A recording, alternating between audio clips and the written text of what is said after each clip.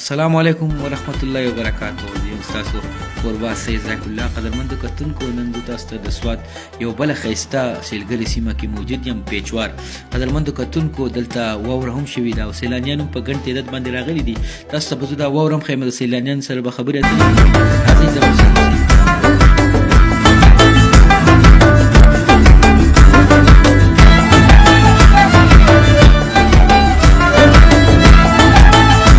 بسم الله الرحمن الرحیم.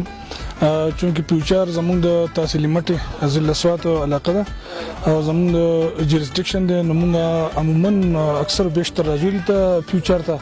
او ریسنټلی د سنوفال سیزن کې هم دا دویم ځل چې رالو، تقریبا یو پټه پورې دلته واوره شوې ده. ډېر ښکلې علاقه ده، ډېر سر تفریح علاقه ده. او زه نور دنیا چې پاکستاني کم خلک دي چې هغه غواړي چې راځي چکر وکړي، نو په هغه کې د سوات په ښکلو ښایستو ځایونو کې یو چې د پیوچار هم دی چې یو پټه پورې په دې کې واوره شوې ده. مرادې دی داسې پکې بره میله ډېره ښکلې او پوره امن دی، هېڅ تکلیف نشته، ډېره ښکلې علاقه ده.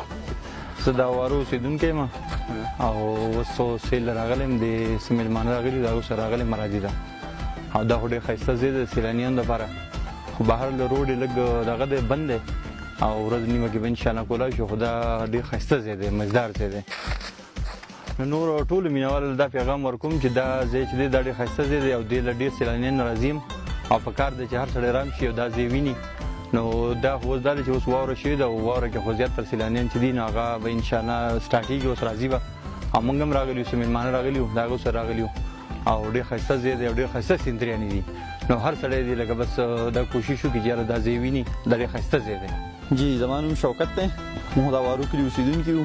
دلته چې مېلمانه راغلي وو درې نه هغو سره راووتو دي چې چې چکر مکر ولګو، هغوی به دا ځای ویني. ځای ماشاءالله ډېر ښکلی انتهایي ښکلی ځای دی. د ښکته ځای نه هم نور خلک هر څه راځي او د ځای خلکو ته هم دا ځای ناشنا ونه ښکاري. خو د لارې په وجه لږه مسله ده، د روډ ځای په ځای باندې واوره کې پرته ده. نو که مخکې خو ټکټر سیسټم خو اوس کېدای شي څه اطلاع څه نه شي، نو که دا روډ کولاو شي نو د هغې په وجه چې کوم پاتې خلک دي انشاءالله هغوی به هم ټول راشي او د دې ته به چکر لګوي. خو دا ځای چې دی انتهایي ښکلی او ښایسته ځای دی، د چکر ځای دی. نو ټول خلک به راځي، خو د روډ لږ تجدید که روډ کولاو شي انشاءالله په ورځ به کې بیا به نور هم ډېر خلک راځي او د ځای نه به انجوی اخلي انشاءالله. زما نوم عطاءالرحمن دی، زه د سیدو اوسېدونکی یم او راغلی یم دلته.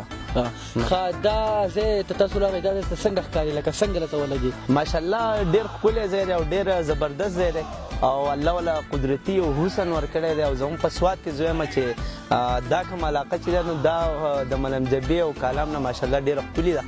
او زه خلکو ته دا پیغام ورکوم چې راشي دا انجوی کوي. او بلکې مونږ خو رالو ماشاءالله ډېره ښکلې علاقه وه، خو په دې لارو باندې کم دا روډونو باندې چې کومه واوره پراته ده، نو زه مقامي کم انتظامیه چې دا د مقامي انتظامیه ته ویل غواړم چې دا روډونه که چېرته پاک شي نو دا سیاح چې کوم دي او د کم د کتې ځایونو چې کوم خلک راځي نو هغو ته به ډېر زیات په کم مشکلات چې دي کم په دې راتلو کې نو دا به انشاءالله دا به کم شي.